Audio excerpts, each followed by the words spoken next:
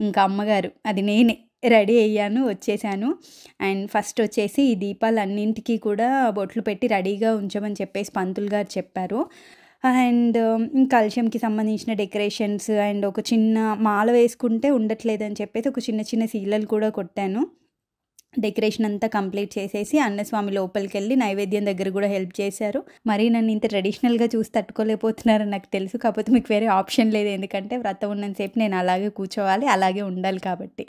And ఈసారి వ్రతంకి ఈ decoration select చేశాను కదా! ఇది కాకుండా మీరు ఇంకేమైనా సజెస్ట్ చేయాలనుకుంటే నెక్స్ట్ ఇయర్ వ్రతంకి నాకు సజెస్ట్ చేయండి తప్పకుండా.